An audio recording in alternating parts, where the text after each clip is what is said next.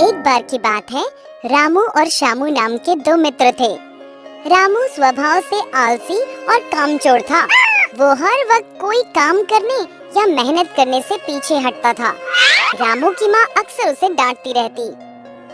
अरे कल मुहे कुछ काम कर ले, कब तक घर पर दिन भर बैठा मुफ्त की रोटियां तोड़ेगा, जब देखो सोता रहता है निकम्मा। अरे माँ क्यों सारा दिन मुझ पर चिल्लाती रहती हो, कर लूंगा काम, अभी तो मेरी सोने और खाने पीने की उम्र है। ये बोल के रामू गुस्से में पैर पटकते हुए घर से बाहर जाने लगा। तभी श्यामू आ गया और बोला, अरे दोस्त इतने गुस्से में कहाँ भाग रहे हो, रुको रुको। अरे शंभू, माँ सारा दिन बोलती रहती है काम कर काम कर, काश ऐसा हो मुझे कोई काम ना करना पड़े, बस आराम से बैठकर खाने को मिलता रहे, फिर तो जिंदगी के मजे ही मजे हैं। ये ख्याली पुलाव बनाना छोड़ो और मुझे किसी काम से दूसरे शहर जाना है, तुम भी साथ चलो, इसी बहाने थोड़ा मन भी बहल जाएगा। चल यार शंभू, इसी बहाने माँ की डांट से कुछ देर के लिए बच जाऊंगा। अब दोनों शहर की ओर रवाना हो गए। चलते चलते श्यामू ने बोला, दोस्त रामू, थोड़ी देर यहाँ रुककर विश्राम कर लेते हैं, वैसे भी रात हो चुकी है। दोनों वहीं एक पेड़ के नीचे बैठ गए। रामू की नजर पेड़ की टहनी पर कुछ चमकती हुई चीज पर पड़ी। उसने बोला, श्यामू ये क्या चमक रहा है, आओ देखें क्या है। अरे दोस्त रहने दो, पता नहीं क्या है, हम यहाँ से चलते हैं। तुम भी खामखा डरते हो, एक बार पेड़ पर चढ़कर देखें तो सही, आखिर है क्या।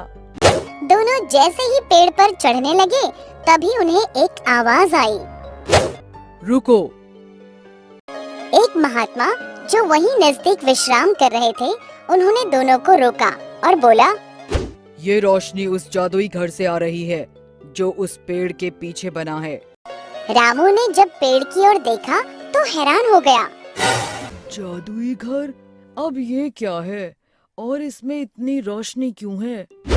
इस घर की एक खासियत है, इसमें रहने वाले व्यक्ति को कोई भी काम नहीं करना पड़ता और ना ही कोई मेहनत करनी पड़ती है, बस आराम से बैठकर खाओ और सो जाओ। इस घर में अपने आप सब कुछ उपस्थित हो जाता है और वो भी बिना परिश्रम के। रामू की आंखों में एक चमक सी दौड़ गई और वो बोला, सच में महाराज जी, इस घर में रहने वाले व्यक्ति को कोई मेहनत का काम नहीं करना पड़ता। हाँ बिल्कुल ऐसा ही है इस जादुई घर में। रामू ने मन ही मन सोचा, काश इस घर में रहने को मिल जाए, फिर तो आराम की ही जिंदगी गुजरे, ना कोई मेहनत करनी पड़े और ना रोज रोज माँ के ताने सुनने को मिले। रामू महात्मा जी से बोला, महात्मा जी, अगर मुझे इस घर में रहने को मिल जाए तो आपकी बड़ी कृपा होगी। हाँ रह सकते हो, पर इसके लिए तुम्हें एक बात याद रखनी होगी, यदि तुमने एक बार इस जादुई घर में प्रवेश कर लिया तो फिर मेरे बुलाए बिना तुम कभी बाहर नहीं आ सकते। अब रामू सोचने लगा कि मुझे तो बस मेहनत करने से बचना है, ऐसे आलीशान जादुई घर को छोड़कर कौन आना चाहेगा जहाँ सब कुछ अपने आप मिल जाता है। दोस्त ये तुम क्या सोच रहे हो, चलो चलते हैं यहाँ से, देर हो रही है। तुम जाओ, मैं अब इसी जादुई घर में रहूंगा। रामू जादुई घर में जाने लगा। उसने श्यामू की एक न सुनी। श्यामू क्या करता, वहाँ से मायूस होकर चला गया। चमकते जादुई घर को देखकर रामू दंग रह गया। जैसे ही उसने घर के भीतर प्रवेश किया, घर का दरवाजा बंद हो गया। रामू बहुत खुश था। उसने सोचा, बहुत थक गया हूँ, अब कुछ खाने को मंगवाता हूँ, मुझे भूख लगी है, कुछ खाने को दो। ढेर सारे पकवान रामू के सामने लग गए। रामू इतने ढेर सारे पकवान देखकर खुशी से चिल्लाया, इतने सारे पकवान और वो भी बैठे बैठे, अब आएगा ना जिंदगी का मजा।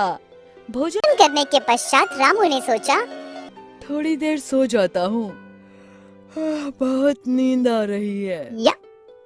रामू सो गया। कुछ देर बाद वो सोकर उठा और फिर कुछ खाने के लिए मंगवाने लगा। फिर उसके आगे ढेर सारे पकवान आ गए। कुछ दिनों तक ऐसे ही चलता रहा। रामू जो मांगता जादुई घर में उसे वही खाने को मिल जाता। अब धीरे धीरे रामू ऊबने लगा, क्योंकि उसके पास खाने और सोने के अलावा कुछ करने को था ही नहीं। उसी एक घर में खाओ और सो जाओ।